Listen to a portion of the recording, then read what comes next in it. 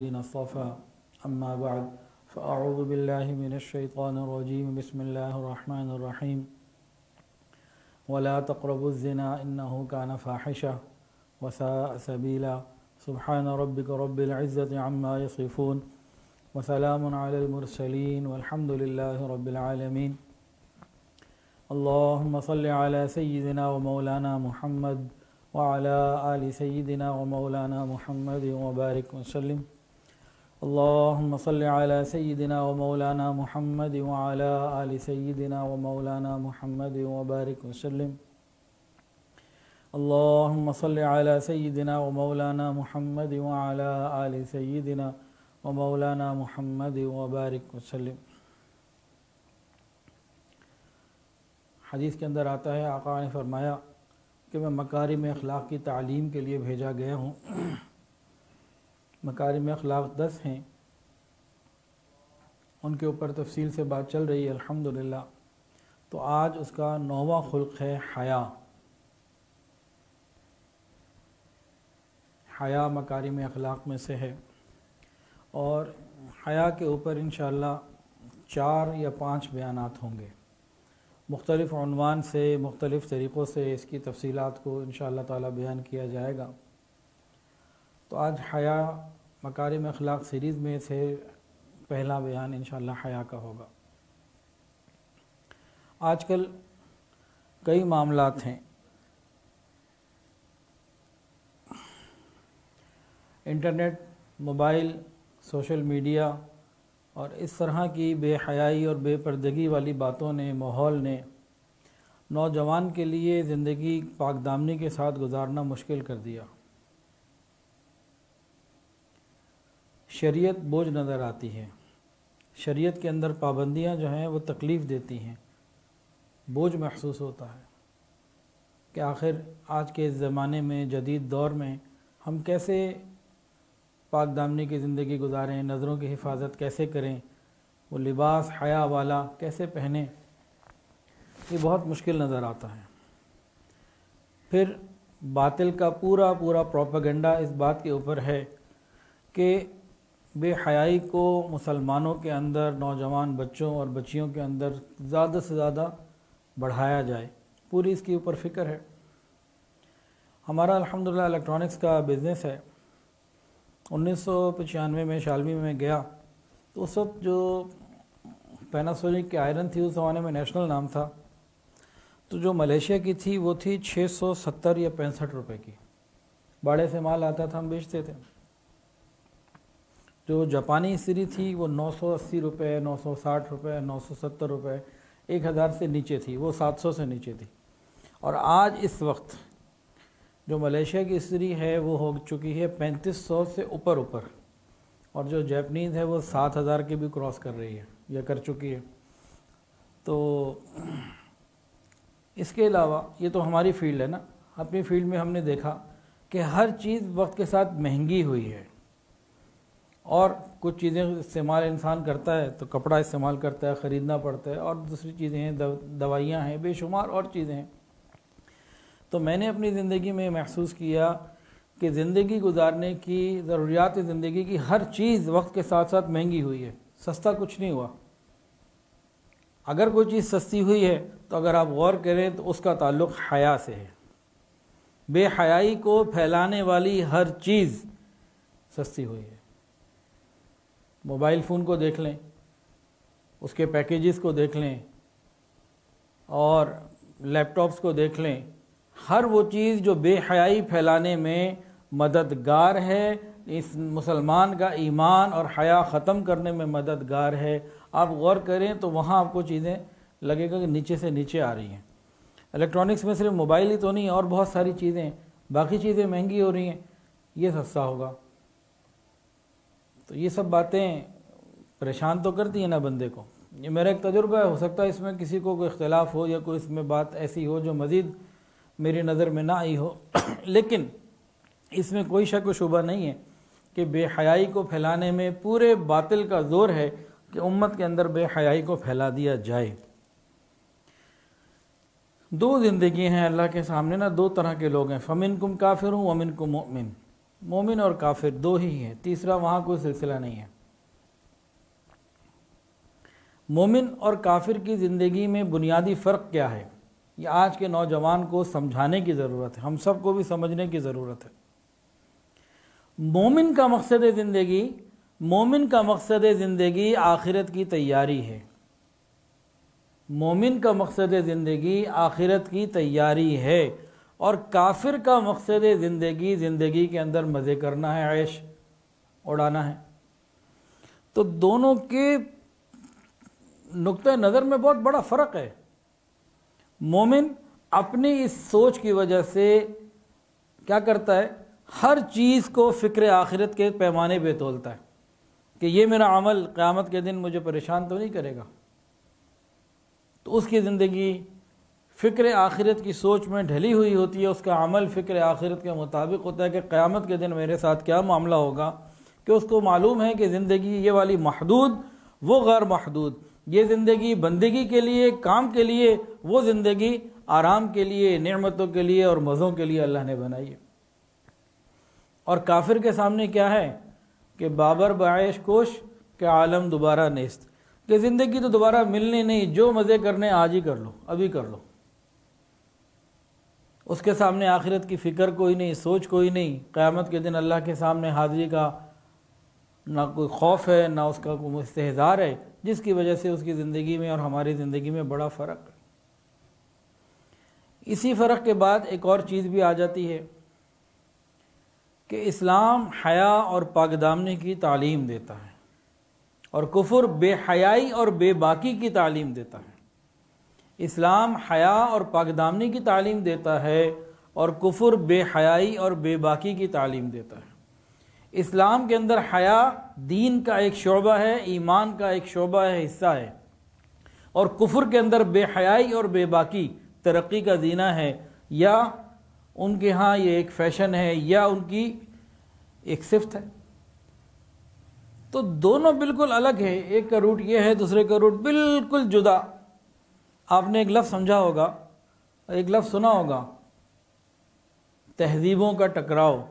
یہ تہذیبوں کا ٹکراؤ کیا ہے؟ یہ حیا اور بے حیائی کا ٹکراؤ ہے۔ یہ تہذیبوں کا ٹکراؤ کیا ہے؟ ایک طرف حیا کی تہذیب ہے، ایک طرف بے حیائی کی تہذیب ہے۔ تو حضور پاک صلی اللہ علیہ وسلم نے ہمیں فرمایا کہ 4 باتیں ایسی ہیں، سنن المرسلین میں سے ہیں، تمام انبیاء کی سنت ہے۔ وہ 4 باتیں وہ کون سی ہیں؟ ان میں پہلی بات الحیا۔ حیا تمام انبیاء کرام علیہ السلام کی سنت ہے۔ والتعطر، عطر لگانا، خوشبو لگانا، یہ انبیاء کی سنت ہے۔ والسواک، مسواک کرنا، یہ انبیاء کرام علیہ السلام کی سنت ہے۔ اور والنکاح، نکاح کرنا، یہ حضرات انبیاء کرام علیہ السلام کی سنت ہے۔ حیا، خوشبو، مسواک اور نکاح، یہ 4 سنتیں ایسی ہیں جو تمام انبیاء کی ہیں۔ تمام انبیاء میں یہ بات کامن تھی، اور حضور پاک صلی اللہ علیہ وسلم نے بھی یہ 4 چیزیں اختیار فرمائی، اور ہر نبی نے حیا کی تعلیم بھی دی اور حیا پر عمل کر کے بھی دکھایا۔ اور کفر کے اندر حیا، وہاں تو کہتے ہیں شائنس از اے سکنس، وہ تو اس کو بیماری کہتے ہیں۔ جس چیز کو ہمارے ہاں کوالٹی اور صفت بتایا گیا، ان کے ہاں وہ بیماری ہے۔ تو یہ ہے تہذیبوں کا ٹکراؤ۔ تو حیا ایمان والوں کے ساتھ ہوتی ہے۔ اچھا، ایک اور بات بہت عجیب، کفر جو ہے نا، کافر، یہ سود چھوڑ سکتا ہے، جھوٹ چھوڑ سکتا ہے، یہ بہت سارے اور گناہ چھوڑ سکتا ہے، لیکن یہ موسیقی اور زنا، یہ 2 کام نہیں چھوڑ سکتا۔ کفر بہت ساری چیزیں چھوڑ سکتا ہے، گناہوں کی بری چیزیں، لیکن موسیقی اور زنا، یہ 2 چیزیں ایسی ہیں جو کافر چھوڑ ہی نہیں سکتا۔ کہیں چلا جائے یہ 2 چیزیں اس کے ساتھ جائیں گی، کہیں بھی چلا جائے۔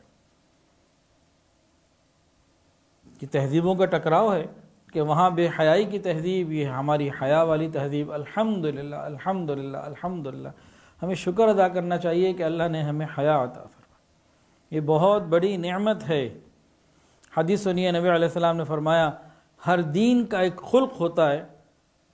نبی علیہ السلام نے فرمایا کہ اسلام کا خلق حیا ہے، یعنی ہر چیز کے اندر ایک نمایاں چیز ہوتی ہے جو اس کا وصف ہوتی ہے، کوالٹی ہوتی ہے، امتیاز ہوتی ہے، تو اسلام کا جو امتیاز ہے وہ حیا میں ہے۔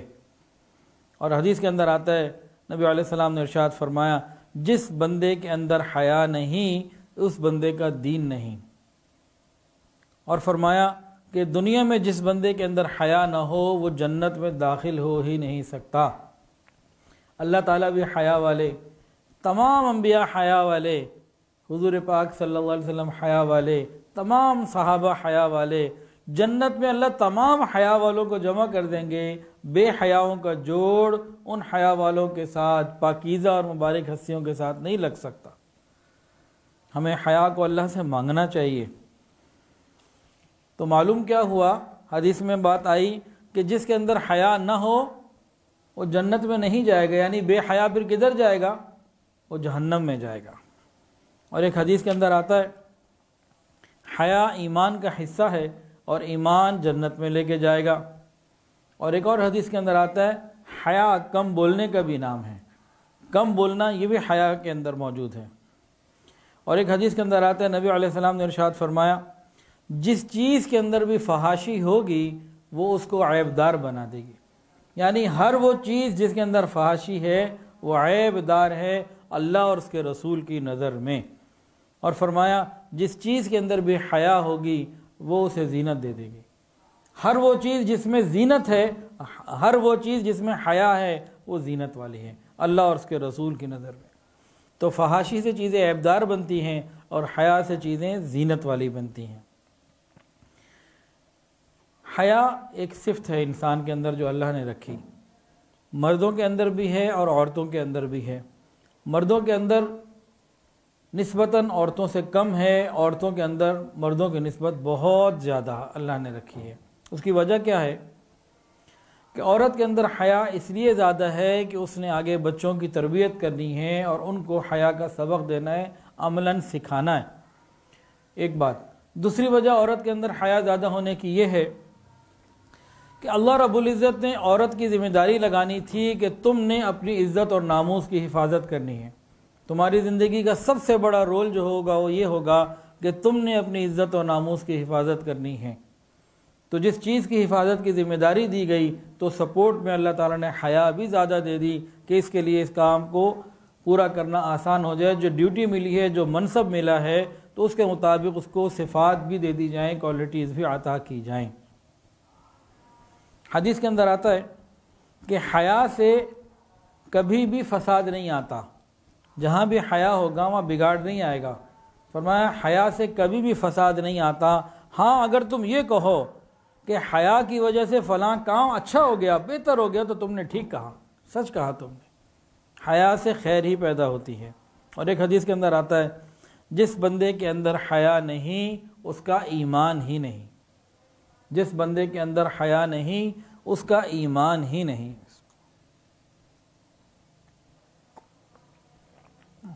اور ایک حدیث میں آتا ہے، اگر حیا کسی مجسم شکل میں، انسانی شکل میں اگر پیش کی جاتی تو بہت ہی نیک پرہیزگار انسان کی شکل میں ہوتی۔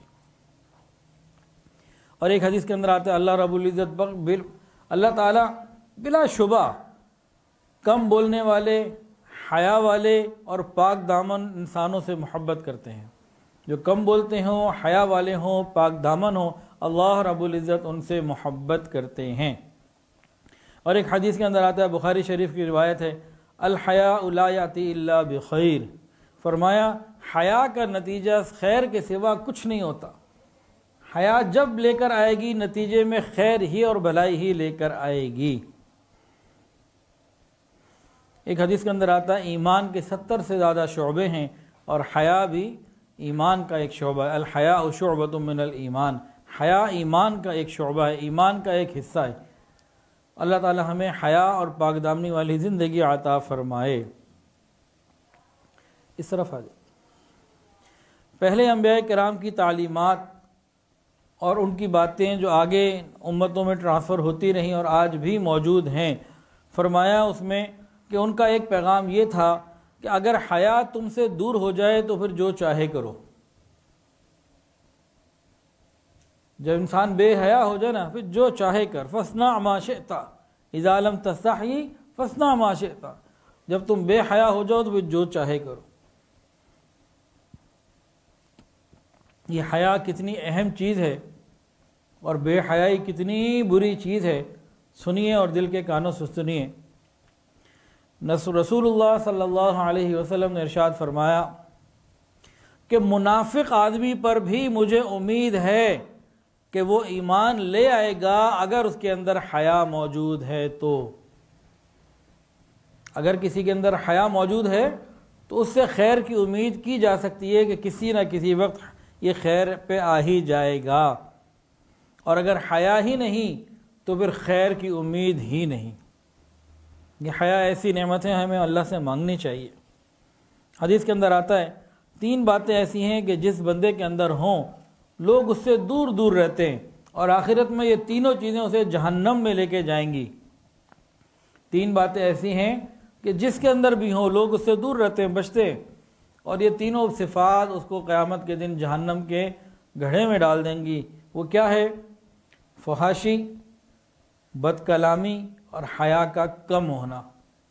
3 باتیں جس کے اندر موجود ہیں، یہ جہنم میں جانے کا آسان راستہ ہے، کہ فحاشی اس کے اندر ہوگی، بد کلامی ہوگی، بات چیت میں گالیاں دے گا، برا بھلا کہے گا، تانے دے گا، اور حیا اس کے اندر نہیں ہوگی یا بہت کم ہوگی۔ نبی علیہ السلام نے فرمایا کہ حیا ایک نعمت ہے، مومن با حیا ہوتا ہے، یہ اللہ تعالیٰ سے بھی حیا کرتا ہے، اللہ کے بندوں سے بھی حیا کرتا ہے، یہ ہر ایک سے حیا کرتا ہے۔ یہ حیا ہی ہے جو ہے رشتوں کو، رشتہ داریوں کو، تعلقات کو نبھانے کے اوپر انسان کو مجبور کرتی ہے، بہت سارے گناہوں سے بچائے لیتی ہے۔ ستر کا چھپانا لازم ہے۔ آج تو یہ حیا کے اوپر پہلا بیان ہے، اس کی تفصیلات انشاءاللہ آگے آئیں گی۔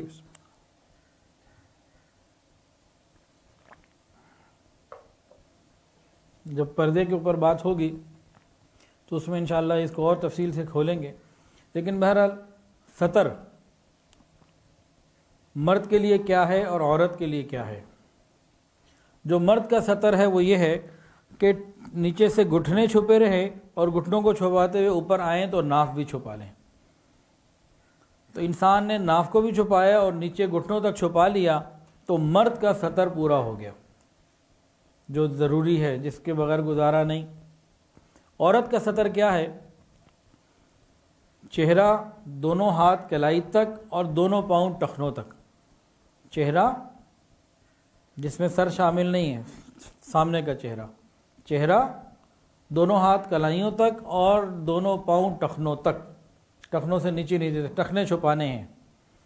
تو یہ عورت کا ایسا حصہ ہے جو کھلا رہ سکتا ہے محرم مردوں کے آگے، اس کے علاوہ باقی جسم کو محرم مردوں کے سامنے بھی چھپانا عورت کے لیے ضروری۔ اور ایک ہوتا ہے پردہ، پردہ ہوتا ہے غیر محرم سے، ایک ہے ستر عورت۔ ان معمولی چیز، دونوں ہاتھ کلائیوں تک اور ٹخنوں سے نیچے پاؤں اور چہرہ، ان 5 چیزوں کے علاوہ پورے جسم کو، جس میں سر کے بال بھی آ گئے، یہ ہماری کونیاں بھی آ گئیں، یہ بازو بھی آ گئے، یہ سب محرم مردوں سے چھپانا ہے عورت نے۔ پردہ غیر محرم سے کرنا ہے۔ محرم مرد کون ہے؟ بھائی، ماموں۔ تو جو محرم لوگ ہیں ان کے سامنے ہم نے پردہ نہیں کرنا، یہ بات سمجھ میں آتی ہے، لیکن ستر جو ہے وہ ان کے سامنے بھی چھپانا ہے۔ تو اس پوائنٹ کو اگر سمجھیں تو معلوم یہ ہوتا ہے کہ ہمارے ہاں پردہ تو بڑی دور کی چیز ہے، ہماری عورتیں تو ستر بھی پورا نہیں کرتی۔ یہ ہاف سلیو، سلیو لیس اور سر ننگا، یہ تو محرم مردوں کے سامنے بھی شریعت نے جائز نہیں رکھا۔ اس کی تفصیلات انشاءاللہ پردے کے بیان میں آئیں گی جو اسی کے اندر آئے گا۔ تو بہرحال نبی علیہ السلام نے ارشاد فرمایا کہ جو شخص اللہ اور قیامت کے دن پر ایمان رکھتا ہے اسے چاہیے کہ حمام میں ننگا داخل نہ ہو۔ جیسے سوئمنگ پول ہو گئے یا ایسے، کچھ پہلے زمانے میں ایسے جگہ ہوتی تھیں جہاں لوگ اکٹھے مل کے نہاتے تھے، جس کی آج ہمارے پاس آسان شکل سوئمنگ پول کی ہے۔ تو سوئمنگ پول میں نہانا منع نہیں ہے، لیکن کسی بھی مرد کے لیے ایسا لباس پہن کر سوئمنگ پول میں سوئمنگ کرنا جس میں ستر اس کا پورا ڈھک نہیں رہا، یہ گناہ ہے. دونوں کے اوپر اللہ کی لعنت، اس کے اوپر بھی جو ایسے لباس میں سوئمنگ کر رہا ہے اور اس کے اوپر بھی جو ان کو دیکھ رہا ہے. دیکھنے والے کے اوپر بھی، دکھانے والے کے اوپر بھی اللہ کی لعنت جو سطر پورا نہیں کر رہا. یہ نہیں کہ اگلے بندے نہیں سطر پورا کر رہے، ہم نے بھی نگاہیں بچانی ہیں، ہم نے بھی نہیں دیکھنا، ہمیں بھی خیال کرنا ہے. تو سوئمنگ ہے یا ایسے اسپورٹس ہیں، فٹ بال ہے یا کوئی اور چیز ہے، شریعت ان سے منع نہیں کرتی ہے. یہ کہتی ہے کہ بھئی اپنے لباس کو سنت کے مطابق، شریعت کے مطابق رکھو، اپنا سطر پورا ڈھانکو. اور اگر عورت نے سوئمنگ کرنی ہے تو وہ صرف ایسی جگہ کر سکتی ہے جہاں کوئی مرد نہ ہو، صرف عورتیں ہوں اور ان کا پورا سطر چھپا ہوا ہو. ایسا نہیں ہے کہ عورتیں ہی ہیں تو ان کے پاس کچھ آزادی آ جائے گی کہ ٹھیک ہے اب جیسا مرضی لباس ہو، ایسی بات نہیں ہے. اسی طرح جتنے بھی کھیل ہیں ان میں سطر کا چھپا ہونا یہ ضروری ہے. شریعت منع نہیں کر رہی کہ تم نہ کھیلو، لیکن شریعت کے مطابق اپنے لباس کو رکھو.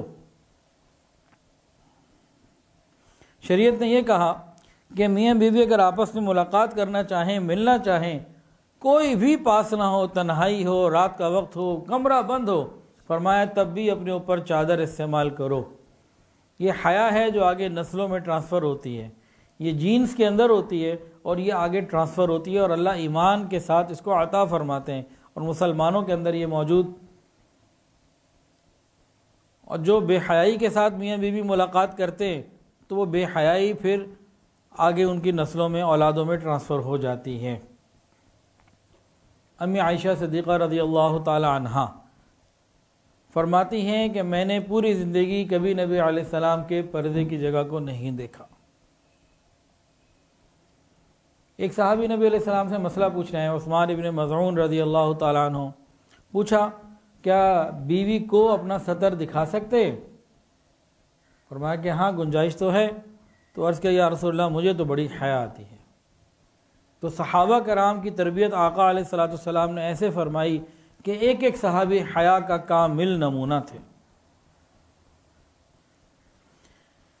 ایک مرتبہ چند لوگ نہا رہے تھے، جیسے سوئمنگ پول میں نہاتے ہیں یا کوئی تالاب میں یا نہر میں بعض لوگ نہا لیتے ہیں، دریا میں. تو حضرت ابو موسیٰ اشعری رضی اللہ تعالیٰ عنہ گزر رہے تھے. انہوں نے دیکھا کہ چند لوگ نہا رہے ہیں اور ان کے سطر جو ہیں پورے نہیں ہیں، شریعت کے مطابق نہیں ہیں. جیسے آج کل ہمارے بعض لوگ انڈر ویئر پہن لیتے ہیں، سطر پورا نہیں ہوتا. تو اسی طرح کا کوئی معاملہ تھا کہ سطر چھپا ہوا نہیں تھا اور لوگ نہا رہے تھے. تو انہوں نے فرمایا میں مر جاؤں پھر زندہ ہو جاؤں، پھر مر جاؤں پھر زندہ ہو جاؤں، پھر مر جاؤں پھر زندہ ہو جاؤں، یہ بار بار کا مرنا اس سے بہتر ہے کہ میں ان لوگوں کی طرح نہاؤں. یعنی نہانا منع نہیں کیا گیا، بے حیائی کے لباس میں نہانا منع کیا گیا. شریعت کی ایک رسپیکٹ ہے، وہ ہمیں دینی ہوگی کہ قیامت کے دن ہمارے اعمال شریعت کے مطابق ہی تولے جائیں گے. جو ملکوں کے قانون ہوتے ہیں نا، یہ تو آئے دن بدلتے رہتے ہیں. تو ملکوں کے قانون کے مطابق قیامت کے دن ہمارا فیصلہ نہیں ہونا، اللہ اور اس کے رسول کے بتائے ہوئے دین کے مطابق فیصلہ ہونا ہے. جیسے کسی نے کہا جی 45 سال کے بعد کہیں پہ کسی نے قانون بنا دیا کہ جی یہ کر سکتی ہے عورت، وہ کر سکتی ہے، محرم کی ضرورت نہیں، فلاں کی ضرورت نہیں. تو قیامت کے دن کسی ملک کے قانون کے مطابق فیصلہ نہیں ہونا، شریعت کے مطابق فیصلہ ہونا. اس بات کو ہمیں سمجھنے کی ضرورت ہے. حضرت قتادہ رضی اللہ تعالی عنہ حیا کی وجہ سے انتہائی تاریک جگہ پہ نہاتے تھے. گویا یوں سمجھ لیجئے آج کل کے ماحول میں کہ حیا کی وجہ سے نہاتے وقت واش روم کی لائٹ آن نہیں کرتے تھے. آج کل کے ہم زمانے میں سمجھانا ہو بچوں پہ، بچے بیٹھیں تو بھی یہ بات ہوگی حیا کی وجہ سے. اور حضرت سلمان فارسی رضی اللہ عنہ فرماتے تھے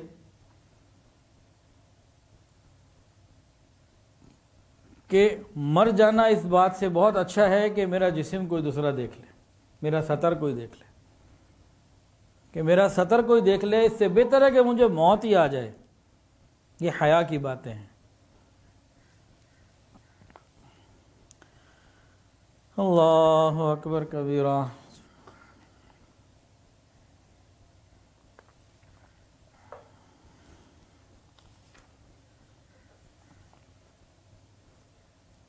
صحابہ کرام میں سے بعض صحابہ کا حیا کے بارے میں یہ معاملہ تھا، فرماتے ہیں کہ جب میں بیت الخلاء میں قضاء حاجت کے لیے بیٹھنے لگتا ہوں نا تو کھڑی حالت میں اپنے کپڑے کو نہیں کھولتا، بلکہ جتنا نیچے جا سکتا ہوں اتنا نیچے چلا جاتا ہوں، پھر اتنا کپڑا کھول لیتا ہوں جتنی کی ضرورت ہے، مجبوری ہے، حیا کی وجہ سے۔ کپڑا کھولتے ہوئے شرم آتی ہے۔ حضرت صدیق اکبر رضی اللہ عنہ کا بھی اسی طرح کا معمول ہے، فرماتے ہیں کہ قضاء حاجت کے لیے بھی کپڑا کھولتے ہوئے شرم آتی ہے۔ اللہ اکبر کبیرہ، ایسے حیا والے لوگ تھے یہ۔ ان کی حیا کے اوپر تو فرشتے بھی حیا کرتے تھے، تمام صحابہ حیا والے تھے۔ نبی علیہ السلام کے اندر پتہ ہے کتنی حیا تھی؟ امی عائشہ صدیقہ رضی اللہ تعالیٰ عنہ فرماتی ہیں مدینہ طیبہ کی کنواری بچیوں کی آنکھوں میں وہ حیا نہ تھی جو جناب رسول اللہ صلی اللہ علیہ وسلم کی مبارک آنکھوں میں حیا تھی۔ مدینہ طیبہ کی کنواری بچیوں میں وہ حیا نہ تھی جو رسول اللہ صلی اللہ علیہ وسلم کی مبارک آنکھوں میں حیا تھی۔ اس کو ذرا ایسے دیکھیں، آج انٹرنیٹ کا زمانہ ہے، لیکن پھر بھی بعض گھروں میں حیا والی بچیاں ہیں، اور کنواری بچیوں کے اندر حیا آج بھی الحمدللہ موجود ہے۔ تو اس کو 100 سال پہلے دیکھیں تو 100 سال پہلے کتنی حیا تھی ہمارے معاشرے میں، 500 سال پہلے چلے جائیں، اور 1400 سال پہلے رسول اللہ صلی اللہ علیہ وسلم کے زمانے میں صحابہ جو حیا کا اتنا اعلیٰ اور کامل نمونہ تھے، ان کے زمانے میں مدینہ طیبہ میں بچیوں کے اندر حیا کتنی ہوتی ہوگی؟ آج سے تو بہت زیادہ ہوگی نا۔ تو حضور کی آنکھوں میں تو اس سے بھی زیادہ تھی۔ اللہ تعالی ہمیں بھی حیا والی آنکھیں عطا فرمائے اور حیا عطا فرمائے۔ حضرت عثمان غنی رضی اللہ تعالیٰ عنہ کی حیا کا ایک واقعہ سنیے کہ ان کی حیا کو اللہ کے رسول کے ہاں بھی درجہ تھا اور فرشتوں کے ہاں بھی مقام تھا۔ واقعہ کچھ ایسا ہے کہ رسول اللہ صلی اللہ علیہ وسلم اپنے گھر میں تھے اور آرام کی پوزیشن میں تھے، ذرا ریلیکس موڈ میں جو ہوتا نا بندہ، تو کہیں ٹیک لگائی ہوئی تھی اور جو پنڈلی مبارک ہے نا اس کے اوپر سے کپڑا ہٹا ہوا تھا۔ دروازہ نوک ہوا، پوچھا کون؟ ابو بکر، آ جاؤ بھائی اندر۔ نبی علیہ السلام اسی پوزیشن پہ رہے اور وہ آگے بات چیت ہونے لگی، پنڈلی مبارک سے کپڑا ہٹا ہوا۔ ایک اور دروازہ نوک ہوا، کون؟ عمر، اندر آنا چاہتا ہوں۔ جی آ جائیے۔ اندر آ گئے۔ آپ اسی پوزیشن پہ رہے، کپڑا ہٹائے، آپ بات کرتے رہے، گفتگو میں شریک ہو گئے۔ تھوڑی دیر بعد پھر دروازہ نوک ہوا، کون؟ عثمان، اندر آنا چاہتا ہوں، حاضری دینا چاہتا ہوں۔ نبی علیہ السلام بیٹھے، اپنی پنڈلی مبارک کے جو کپڑا ہٹا ہوا تھا اس کو ٹھیک کیا اور پھر فرمایا ہاں عثمان اندر آ جاؤ۔ اب وہ اندر آ گئے، بات چیت شروع ہو گئی، وہ بھی شریک ہو گئے مجلس میں۔ پھر یہ تینوں صحابہ اجازت لے کے واپس چلے گئے۔ بعد میں نبی علیہ السلام سے پوچھا امی عائشہ صدیقہ رضی اللہ تعالیٰ عنہ نے، یا رسول اللہ میرے باپ ابو بکر آئے آپ اسی طرح رہے، عمر فاروق آئے آپ اسی طریقے سے رہے، عثمان جب آئے تو یہ آپ نے پہلے بیٹھے کپڑے کو ٹھیک کیا، پھر اندر گئے، پھر ان کو بلایا، پھر ان کو اجازت دی۔ نبی علیہ السلام نے ارشاد فرمایا کہ جس شخص سے اللہ کے فرشتے حیا کرتے ہوں میں اس سے حیا کیسے نہ کروں۔ تو صحابہ کرام تو اتنی حیا والے تھے کہ فرشتے بھی ان سے حیا کرتے تھے، اور صحابیات کی یہ صفت نبی علیہ السلام کی صحبت سے بن گئی تھی، کلمہ پڑھنے سے بن گئی تھی، آپ کی دعاؤں سے بن گئی تھی، آپ کی صحبت سے اور آپ کی نیک مجالس سے بن گئی تھی۔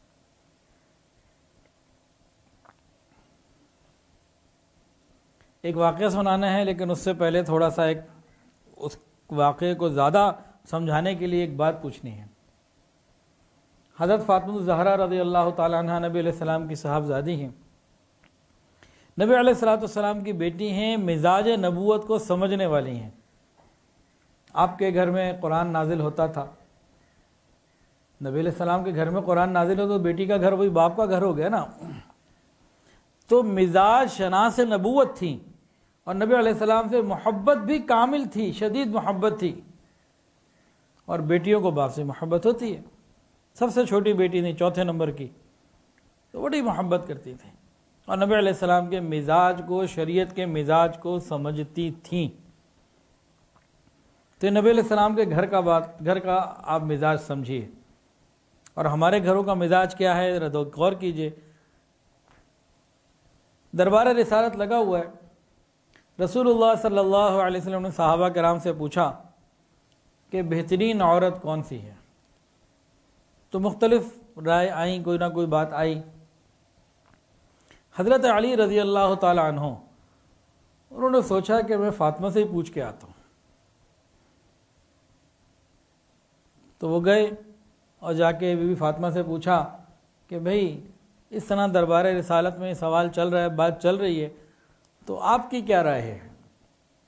تو خاتون جنت حضرت فاطمہ الزہرا رضی اللہ تعالیٰ نے فرمایا کہ بہترین عورت وہ ہے جو خود کسی محرم کو نہ دیکھے، نہ کوئی غیر محرم اسے دیکھے، یہ بہترین عورت ہے۔ خاتون جنت نے بہترین عورت کی تعریف کیا کی؟ جو خود بھی کسی غیر محرم کو نہ دیکھے، نہ کوئی غیر محرم اسے دیکھے۔ حضرت علی رضی اللہ تعالیٰ عنہ اس جواب کو لے کے دربار رسالت میں حاضر ہوئے اور عرض کیا، یا رسول اللہ، بہترین عورت وہ ہے جو کسی غیر محرم کو نہ دیکھے، نہ کوئی غیر محرم اسے دیکھے۔ اور بتا بھی دیا کہ فاطمہ نے جواب دیا ہے، تو رسول اللہ صلی اللہ علیہ وسلم خوش ہوئے اور فرمایا کہ وہ تو میرے جگر کا ٹکڑا ہے۔ اب اس واقعے کے اوپر ہم غور تو کریں نا، اور اپنے حالات پہ بھی غور کریں کہ ہمارے گھروں میں کیا ہے۔ یہ مزاج شناس نبوت لوگ ہیں جن کی یہ بات ہے۔ اللہ اکبر کبیرہ۔ ایک واقعہ اور بھی کتابوں میں لکھا ہے، بہت ہی عجیب۔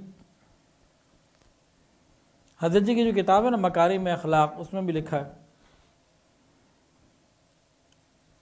پہلی کا چاند دیکھ کے دعا مانگنا یہ سنت ہے، مستحب عمل ہے۔ تو ایک مرتبہ پہلی کا چاند نکلا، حضرت علی رات کو جب گھر آئے رضی اللہ تعالیٰ عنہ، تو بی بی فاطمہ سے پوچھا، فاطمہ چاند دیکھا؟ کہ نہیں میں نے تو نہیں دیکھا۔ بھئی تم نے کیوں نہیں دیکھا؟ دعا بھی مانگتے ہیں اس وقت، تو کیا ہوا، کیوں نہیں دیکھا؟ تو فرمایا کہ دل میں تو آیا کہ میں دیکھوں، لیکن ایک خیال آ گیا جس کی وجہ سے میں نے آج پہلی کا چاند نہ دیکھا، دعا بھی نہ مانگی۔ اب حضرت علی رضا نے پوچھا، بھئی فاطمہ کون سا خیال آ گیا، کیا تم نے سوچ لیا، کیا خیال آیا تمہیں؟ حضرت فاطمہ الزہرا رضی اللہ عنہ نے فرمایا کہ بس یہ خیال آ گیا تھا کہ اس وقت میں چاند کو دیکھوں گی، اور چونکہ چاند دیکھنا ایک مبارک عمل ہے، پہلی کا چاند دیکھنا سنت ہے اور دعائیں لوگ مانگتے ہیں، تو میں نے دیکھا کہ اور بھی لوگ اس کو دیکھ رہے ہوں گے، تو ایسا نہ ہو کہ میری نگاہیں چاند کے اوپر اور وہ غیر محرم کی نگاہوں سے جمع ہو جائیں، اس لیے میں نے نہیں دیکھا۔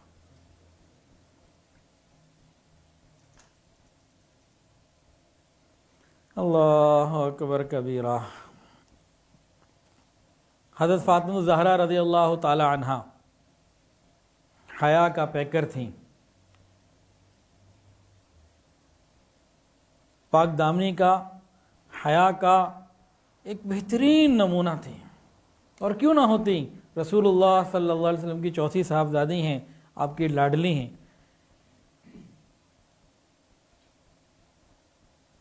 آپ کی تربیت یافتہ ہیں، آپ کی دعائیں ان کے ساتھ ہیں، کیسے نہ ہوتے۔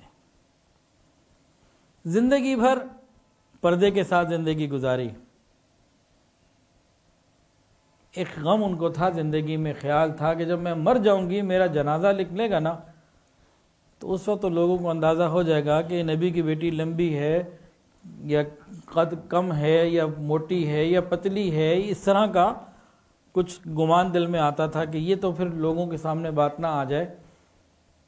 اس زمانے میں عورتیں اکیلی نہیں نکلتی تھیں، اب عورتوں کا ایک گروپ ہے تو اس میں کیا پتہ کون سی کون ہے، اور رات کو نکل رہی ہیں، مرد بھی حیا والے، عورتیں بھی حیا والی، تو یہ تو نہیں ہوتا تھا نا۔ آج کل تو کیا کہتے ہیں، نہ مرد ویسے ہیں نہ ہمارے حالات ویسے ہیں۔ ایک عورت پردہ کر بھی رہی ہو تب بھی ہم مردوں نے کوشش کرنی ہے کہ ہم پردے کے اندر بھی پہچان لیں کہ یہ ہے کون.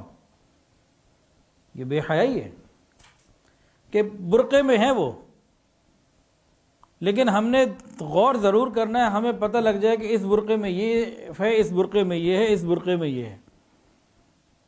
جستجو ہمارے اندر اتنی آ گئی ہے، بے حیائی ہے، بے غیرتی ہے. بچنا چاہیے. خیر یہ زمانے کی بات ہے جب حیا ہوتی تھی تو زندگی میں تو ان کو پریشانی نہ تھی، ایک غم انہیں یہ لگ گیا کہ موت کے بعد کیا ہوگا، میرا جنازہ جب نکلے گا تو کیا کریں. تو سوچتی رہتی تھیں. تو ایک صحابی اسماء ابن عمیس رضی اللہ تعالی عنہ، ان سے کہا، انہوں نے کہا مسئلہ ہی کوئی نہیں، میں نے جناب حبشہ میں کسی ملک میں دیکھا ہے، حبشہ میں دیکھا ہے، وہاں جب کسی کو جنازہ لے جاتے ہیں تو جنازے کی چارپائی کے اوپر نا کچھ جھاڑیاں وغیرہ ایسی لکڑیاں لگا دیتے ہیں، کپڑا وغیرہ ڈال دیتے ہیں، پتہ ہی نہیں چلتا اندر جسامت کا، کچھ نہیں پتہ چلتا. انہیں آئیڈیا بڑا اچھا لگا. ایک تو انہوں نے کی وصیت کہ دیکھو میرے ساتھ ایسے کرنا، لیکن انہوں نے کہا میں ذرا اطمینان اور چاہتی ہوں، ذرا پریکٹیکل کر کے دکھاؤ. اس نے بھی پورا پریکٹیکل کر کے دکھایا، ان کو اطمینان ہو گیا اور وصیت کی کہ میرا جنازہ رات کے وقت لے جاؤ، دن میں نہیں، کہ اندھیرے میں بہت ساری چیزیں ویسی چھپی رہتی ہیں، اور جب اوپر سے کوئی جھاڑ یا کوئی کپڑا یا کوئی چیز پڑی ہوئی ہوگی، کوئی لکڑیاں ایسی کوئی چیز جس نے کور کیا ہوگا، تو میرا یہ مسئلہ بھی حل ہو جائے گا کہ مرنے کے بعد کوئی اس کیفیت کو بھی نہیں دیکھ سکے گا. اور اسی طرح ان کا ہوا. اور جن لوگوں نے حج عمرہ کیا ہوا ہے، اگر انہوں نے کبھی غور کیا ہو تو وہاں اللہ کرے اب ہمارے گناہوں کو اللہ تعالیٰ معاف فرما دیں اور ہمارے لیے حرم کے راستے پھر سے کھل جائیں، کیونکہ ہم نے بھی حرم کو بے حیائی کا اور پکنک کا ایک زبردست پوائنٹ بنایا ہوا تھا، بات چیت کا، گپے مارنے کا، اور جناب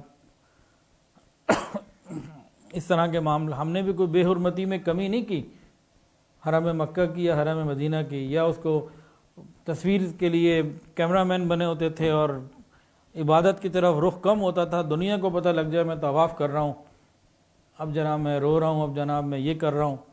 تو ہم نے بھی کم بے حرمتی نہیں کی ہے، ہمیں اس پہ توبہ استغفار کی ضرورت ہے. لیکن وہاں پہ جو جنازے اٹھتے ہیں، جو مردوں کا جنازہ ہوتا ہے نا، اس میں جسم نظر آ رہا ہوتا ہے، اوپر چادر پڑی ہوتی ہے، اور جو عورت کا جنازہ ہوتا ہے اوپر وہ لکڑی کا ایک وہ فریم بنا ہوتا ہے جس میں اندر نظر نہیں آتا کہ جسم ہے کیسا ہے کیا ہے. تو اس طریقے سے انہوں نے اس کی ابتدا کی. تو حضرت فاطمہ الزہرا رضی اللہ تعالیٰ عنہ خاتون جنت کی یہ حیا تھی.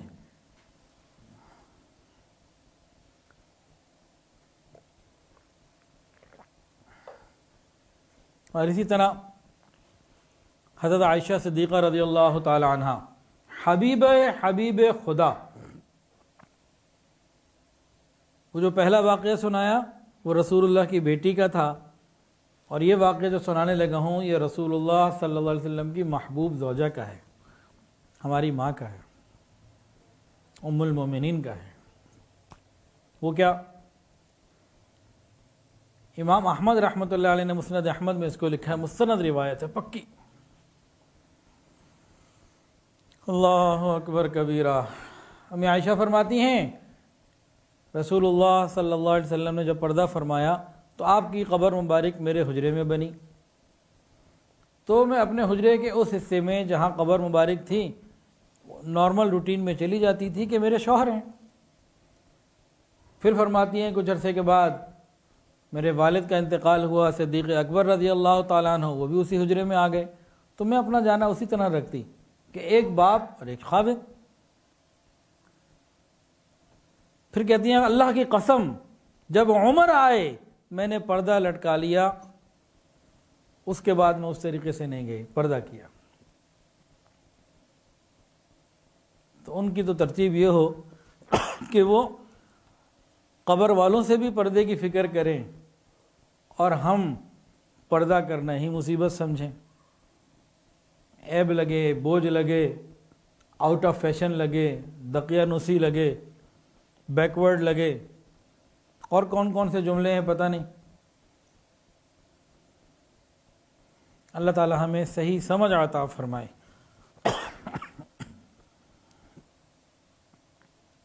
چنانچہ تمام صحابیات کے اندر یہ بات تھی، جب انہیں نبی علیہ الصلوۃ والسلام کی طرف سے یہ اطلاع ملی کہ عورتیں راستے کے کنارے کنارے چلا کریں تو وہ کنارے کنارے چلتیں، حتیٰ کہ بعض مرتبہ کناروں کی طرف رہنے میں اور زیادہ کنارے پہ چلنے میں ان کے کپڑے برقعے وغیرہ جو ہوتے تھے، چادریں، وہ کسی جھاڑی وغیرہ سے اٹک جایا کرتے تھے۔ عورتوں کے لیے یہ ہے کہ بیچ میں نہ چلیں، سائڈ پہ چلیں،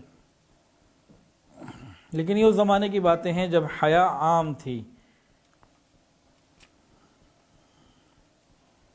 حیا کے متعلق بزرگان دین کے بعد اقوال سن لیجئے۔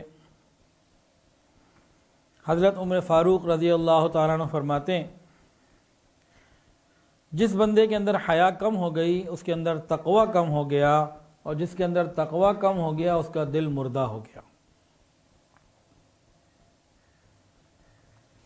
مجاہد رحمۃ اللہ علیہ فرماتے ہیں، اگر ایک مسلمان اپنے مسلمان بھائی سے حیا کرنے لگ جائے تو یہ حیا اس کو بہت سارے گناہوں سے روک دے۔ اور ابن قیم رحمۃ اللہ علیہ فرماتے ہیں کہ حیا کی کمی دل اور روح کے مردہ ہونے کی علامت ہے، پس جب انسان کا دل زندہ ہوتا ہے تو حیا بھی کامل ہوتی ہے۔ ذوالنون مصری رحمۃ اللہ علیہ فرماتے تھے، ماضی میں جو تم گناہ کر چکے ہو ان کے بارے میں دل میں اللہ کے خوف ہونے کو حیا کہتے ہیں، کہ دل میں خوف ہو اللہ کو تنی قیامت کے دن کیا میرا بنے گا، یہ بھی ایک حیا کی سمت ہے۔ سری سختی رحمۃ اللہ علیہ فرماتے تھے کہ حیا دل میں جھانکتی ہے، اگر زہد اور تقوی ہو تو دل میں آ جاتی ہے ورنہ آگے نکل جاتی ہے۔ وہب ابن منبہ رحمۃ اللہ علیہ فرماتے تھے کہ ایمان برہنہ یعنی بے لباس ہوتا ہے، اس کا لباس تقوی ہے اور اس کی زینت حیا ہے اور اس کا سرمایہ پاک دامنی ہے۔ اور حسن بصری رحمۃ اللہ علیہ فرماتے تھے، حیا اور کریمی ایسی صفتیں ہیں کہ جس بندے میں بھی ہوں گی اللہ تعالیٰ ان صفات کی وجہ سے اس بندے کو عزت عطا فرمائیں گے، بلندی عطا فرمائیں گے۔ اور فضیل بن عیاض رحمۃ اللہ علیہ فرماتے تھے، بدبخت ہونے کی 5 علامات ہیں، خمس من علامات الشقوہ، شقاوت قلب، دل کی سختی کی 5 علامتیں شقاوت کی۔ پہلی بات دل کا سخت ہو جانا، دوسری بات آنکھوں کا خشک ہو جانا کہ اس میں سے ندامت کے آنسو جاری نہیں ہوتے گناہوں کی وجہ سے، تیسری بات حیا کا کم ہو جانا، چوتھی بات دنیا میں رغبت کا ہونا، اور 5ویں بات لمبی امیدیں باندھنا۔ مشائخ نے حیا کی 10 قسمیں بتائی ہیں۔ ایک فرمایا حیا الجنایہ، جنایت کی وجہ سے حیا محسوس کرنا۔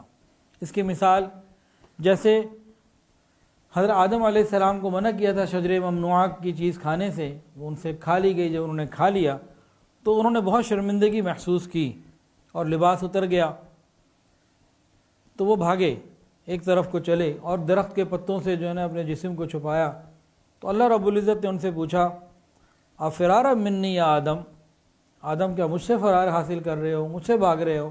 تو انہوں نے عرض کیا یا اللہ، قال یا ربی بل حیاء منکا، یا اللہ آپ سے حیا آ رہی ہے، آپ سے کہیں دور نہیں ہو رہا، آپ سے حیا آ رہی ہے۔ اپنے بدن کو چھپانے کے لیے پتے تلاش کر رہا۔ حیا التقصیر، تقصیر کی وجہ سے حیا کا محسوس ہونا۔ اس کی مثال جیسے کہ حدیث کے اندر آتا ہے نا، اللہ تعالیٰ نے فرشتوں کو پیدا کیا اور فرشتے جب سے پیدا ہوئے ہیں جن کو عبادت کے لیے پیدا کیا ہے، کوئی سجدے میں ہے، کوئی رکوع میں ہے، کوئی قیام میں ہے، کوئی اللہ کی تعریف بیان کر رہا ہے، اور جب سے پیدا ہوئے آج تک کر رہے ہیں اور قیامت تک کرتے رہیں گے، اور قیامت کے دن ان کو حیا آئے گی، یا اللہ ہم تو کچھ بھی نہ کر سکے۔ ایک حیا کی یہ قسم ہے، حیا التقصیر۔ تیسری ہے حیا الاجلال، کسی کے جلال کی وجہ سے حیا کرنا۔ یہ حیا معرفت الہی کی وجہ سے آتی ہے، انسان کے اندر جتنی اللہ تعالیٰ کی معرفت بڑھتی چلی جاتی ہے اتنی اس کو اللہ تعالیٰ سے پھر حیا محسوس ہوتی ہے۔ چوتھا ہے حیاء الکرمی، کرم کی وجہ سے حیا، جو کریم لوگ ہوتے ہیں ان کے اندر یہ بات موجود ہوتی ہے۔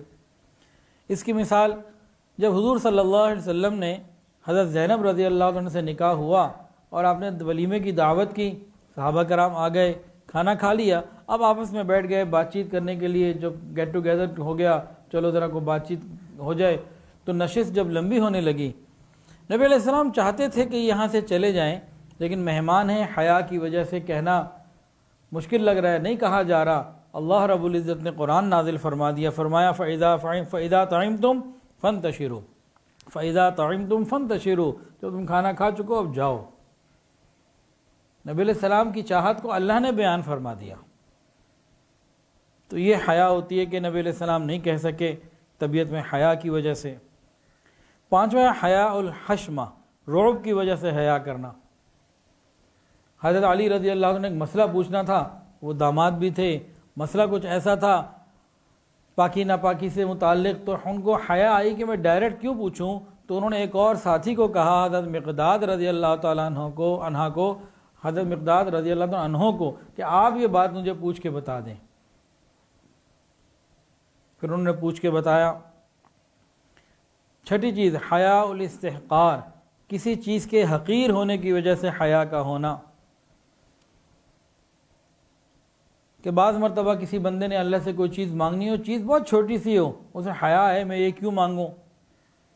تو ایک روایت کے اندر آتا ہے حضرت موسیٰ علیہ السلام نے کہا یا اللہ مجھے بعض مرتبہ کسی دنیا کی چیز کی حاجت پیش آتی ہے، لیکن چیز بڑی چھوٹی سی ہوتی ہے تو مجھے سمجھ نہیں آتا میں آپ سے کیسے مانگوں، بڑی حیا آتی ہے اتنی سی چیز۔ تو اللہ تعالیٰ نے فرمایا کہ مجھ سے مانگا کرو، چاہے آٹے کے لیے نمک ہی کیوں نہ ہو اور بکری کے لیے چارہ ہی کیوں نہ ہو، بڑی سے بڑی چیز ہو یا چھوٹی سی چھوٹی چیز مجھ ہی سے مانگا کرو۔ ساتواں حیاء المحبہ، محبت کی وجہ سے حیا ہونا، محب اور محبوب کا جو ایک تعلق ہوتا ہے اس کی وجہ سے حیا کا ہونا۔ آٹھواں حیاء العبودیہ، عبادت کی وجہ سے، عبودیت کی وجہ سے حیا کا ہونا۔ یہ حیا اللہ تعالیٰ کی محبت، اللہ تعالیٰ کے خوف اور اپنی عبادت کو کم تر سمجھنے کی وجہ سے پیدا ہوتی ہے۔ یہ مرکب ہے کہ اللہ کی محبت بھی ہے، اس کا خوف بھی ہے، اپنی عبادات کو انسان تھوڑا بھی سمجھتا ہے، اس کی شایان شان نہیں سمجھتا، اسے حیا آتی ہے کہ بھئی میں کچھ بھی نہ کر سکا۔ تو یہ ان چیزوں کا مرکب ہے۔ حیاء الشرف والعزہ، شرف اور عزت حاصل ہونے کی وجہ سے حیا، یہ وہ حیا ہے جو یوسف علیہ السلام کو اللہ نے عطا فرمائی۔ اور 10واں حیاء المرء من نفسی، بندے کو اپنے آپ سے حیا محسوس ہو کہ اللہ کی اتنی نعمتوں کو میں استعمال کر رہا ہوں اور پھر میں اس کی نافرمانی کر بیٹھتا ہوں، شکر ادا نہیں کر پاتا، تو اس کو خود ہی اپنے اندر حیا محسوس ہوتی ہے کہ بھئی میں کیا کر رہا ہوں۔ اب یہ حیا کی مختلف اقسام ہیں۔ مشائخ اور صوفیاء کی نظر میں حیا کی جو اقسام ہیں انہوں نے 3 لکھی ہیں۔ فرماتے ہیں تعظیم الہی کی وجہ سے حیا، اللہ کی عظمت کی وجہ سے حیا، اس حیا کی وجہ سے بندہ اللہ کی نافرمانی سے یعنی گناہ کرنے سے بچ جاتا ہے۔ دوسرا درجہ بتایا قرب الہی کی وجہ سے حیا، کہ جو اللہ کے مقرب بندے ہوتے ہیں ان کو اللہ کا خاص قرب ملا ہوا ہوتا ہے، ان کے دل میں اگر برے خیالات بھی پیدا ہوتے ہیں نا، ان خیالات کی وجہ سے بھی انہیں حیا آتی ہے کہ قیامت کے دن جب اللہ کے سامنے پیش ہوں گے، وہ تو دلوں کا حال جاننے والا پروردگار ہے، مجھے کتنی حیا آئے گی کہ میرے دل میں کیا کیا ہوتا تھا، میرے دل میں کتنی باتیں ہوتی تھی۔ یہ قرب الہی کی وجہ سے حیا ہوتی ہے۔ تیسرا فرمایا مشاہدہ الہی کی وجہ سے حیا، یہ حضور صلی اللہ علیہ وسلم کے اندر یہ والی حیا کامل تھی۔ ما زاغ البصر وما طغى، یہ اس حیا کی دلیل ہے کہ جب اللہ رب العزت کا دیدار محبوب الہی کو ملا تو اللہ فرماتے ہیں کہ آنکھیں جو نگاہیں تھیں یہ اپنی حد سے آگے نہیں بڑھیں۔ تو یہ حیا کی مختلف اقسام ہیں۔ اور ایک حدیث کے اندر آتا ہے اے آدم کی اولاد، جب تک تو مجھ سے حیا کرتا رہے گا میں تیرے عیبوں کو لوگوں کے ذہنوں سے نکالتا رہوں گا۔ جب تک تو مجھ سے حیا کرتا رہے گا میں تیری کمی کوتاہیوں کو، خامیوں کو لوگوں کے دماغوں سے، ذہنوں سے نکالتا رہوں گا۔ جتنا انسان اللہ تعالیٰ سے حیا کرے گا اللہ تعالیٰ اس کے بارے میں لوگوں کے دلوں میں اتنی ہی خیر پیدا کرے گا۔ شروع میں ہم نے حدیث سنی تھی نا کہ حیا سے صرف خیر ہی ملتی ہے اور کچھ نہیں ملتا۔ حیا کا نتیجہ ہمیشہ خیر ہے، اور یہ کتنی بڑی فضیلت ہے، سعادت ہے با حیا لوگوں کے لیے۔ فرمایا کہ جب تک تو مجھ سے حیا کرتا رہے گا میں تیرے گناہوں کو، عیبوں کو لوگوں سے دور کرتا رہوں گا، انہیں یاد ہی نہیں رہے گا، بھلوا دوں گا، تیرے ساتھ خیر کا معاملہ کروں گا۔ تو حیا کے اوپر اور تفصیلات انشاءاللہ اگلی مجلس میں ہوں گی۔ حیا کی مختلف اقسام ہیں اور اس کی مختلف لائنیں ہیں، انشاءاللہ اس پہ بات ہوگی۔ ایک حیا تو یہ ہے کہ مرد عورت نامحرم والی حیا، ایک حیا ہے اللہ رب العزت کے ساتھ حیا، تو انشاءاللہ اگلی مجلس میں اس پہ مکمل بات ہو جائے گی۔ تو حیا صرف طبیعت کا شرم ہی نہیں، گناہ سے بچنے کا بھی نام ہے، گناہوں سے بھی ہمیں اپنے آپ کو بچانا ہے۔ ایک حدیث کے اندر آتا ہے اللہ فرماتے ہیں میرے ساتھ میرے بندے نے انصاف نہیں کیا، وہ دعا کے لیے ہاتھ اٹھاتا ہے تو مجھے خالی ہاتھ بھیجتے ہوئے حیا آتی ہے، لیکن یہ تنہائیوں میں میری نافرمانی کرنے سے حیا نہیں کرتا، مجھے تو حیا آتی ہے اس سے۔ ان ربکم حیی کریم، حدیث کے اندر آتا ہے تمہارا رب بڑا حیا والا ہے۔ حضور پاک صلی اللہ علیہ وسلم کے بارے میں آتا ہے، خود فرمایا انا اغیر ولد آدم واللہ اغیر منی، کہ میں اولاد آدم میں سب سے زیادہ غیرت والا ہوں اور اللہ تعالیٰ مجھ سے بھی زیادہ غیرت والے ہیں۔ تو حدیث قدسی میں اللہ تعالیٰ کیا فرماتے ہیں بندوں کو کہ میرے بندے جب میرے سامنے دعا کے لیے ہاتھ اٹھاتے ہیں تو مجھے حیا آتی ہے کہ خالی ہاتھ واپس لوٹاؤں، لیکن انہیں حیا نہیں آتی، تنہائیوں میں میری نافرمانیاں کرتے ہیں، تنہائیوں میں موبائل اور انٹرنیٹ ان کو مل جائے پھر یہ نافرمانیاں کرتے ہیں۔ اللہ اکبر۔ حضرت سلیمان رحمۃ اللہ علیہ فرماتے تھے اذا اراد اللہ بعبد ہلاکا نزع منہ الحیا، بہت خوفناک بات ہے، جب اللہ تعالیٰ کسی بندے کو ہلاک کرنے کا ارادہ فرما لیتے ہیں تو اس کے اندر سے حیا ختم کر دیتے ہیں۔ جب انسان کے اندر سے حیا نکل جائے سمجھ لے کہ میری ہلاکت اور بربادی آ گئی۔ مالک ابن دینار رحمۃ اللہ علیہ فرماتے تھے کہ کسی بندے کو اس سے بڑی سزا نہیں مل سکتی کہ اس کے اندر سے حیا ختم ہو جائے،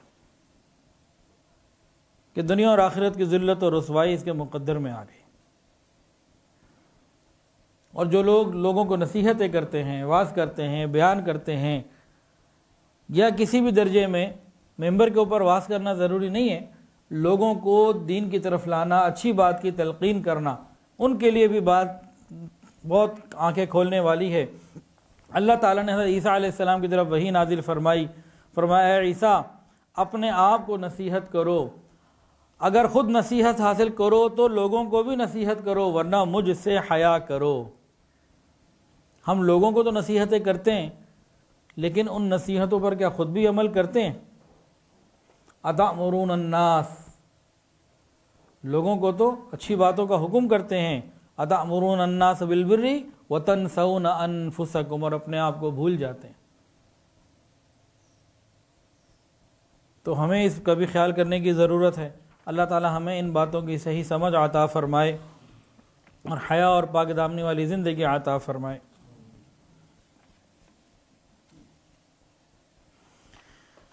اللہ اکبر کبیرہ۔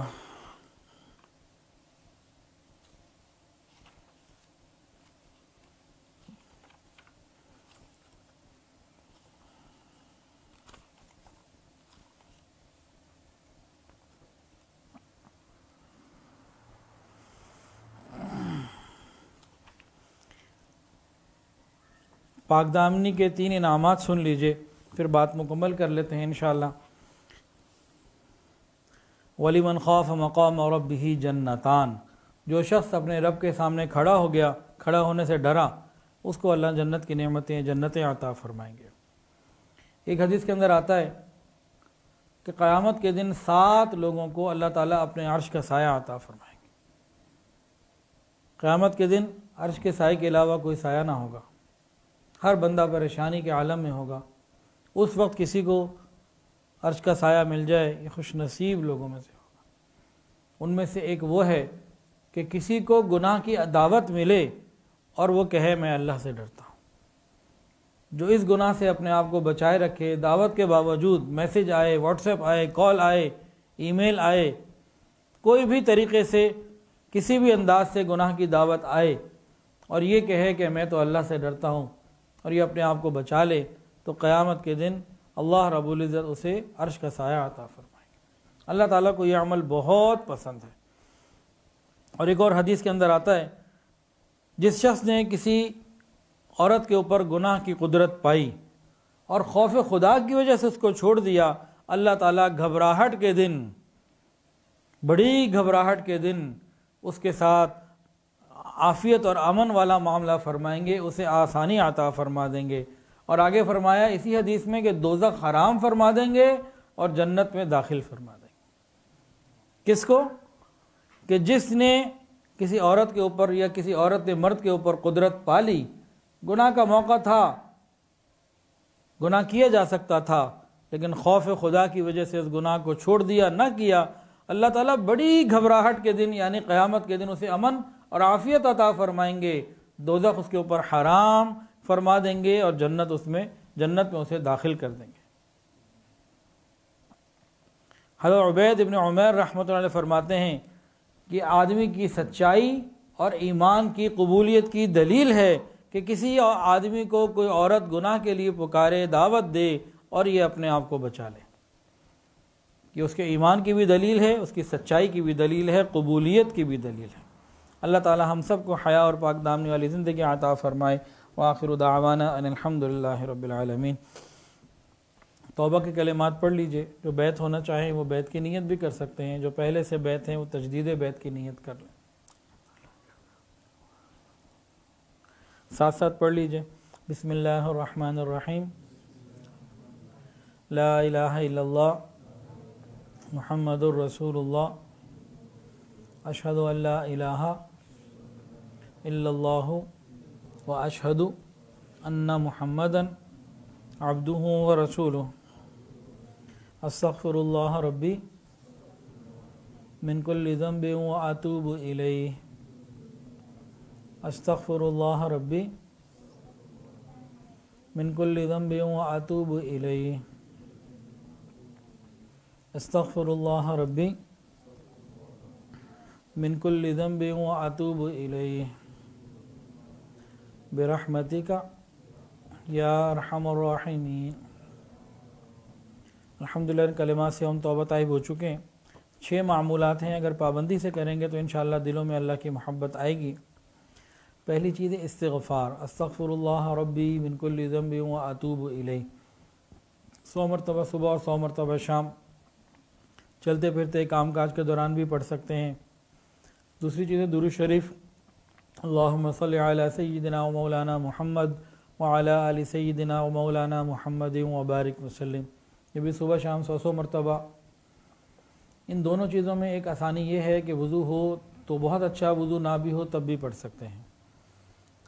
تیسری چیز ہے قرآن مجید کی روزانہ تلاوت، 1 سپارہ ہو جائے تو بہت اچھا، نہیں تو آدھا سپارہ صحیح۔ ایسا نہ ہو کہ فیس بک کا پیج تو ہم روز کھول لیں، قرآن کا پیج نہ کھول سکیں، یہ بڑی محرومی کی بات ہے۔ چوتھی چیز ہے وقوف قلبی، اللہ رب العزت کا دھیان، چلتے پھرتے اللہ تعالیٰ کی طرف متوجہ رہنا، ہاتھ کام کاج میں مشغول اور دل اللہ رب العزت کی یاد میں مشغول، ہاتھ کارول اور دل یارول۔ اس کو سمجھنے کے لیے سادہ سی ایک مثال ہے کہ چھوٹا بچہ صبح گھر سے نکلا اور اپنی امی کو کہا امی آج میرا رزلٹ ہے تو دعا کیجیے گا۔ ماں نے کہا ٹھیک ہے بیٹا میں دعا کرتی ہوں۔ بچہ چلا گیا، مدرسے اسکول چلا گیا۔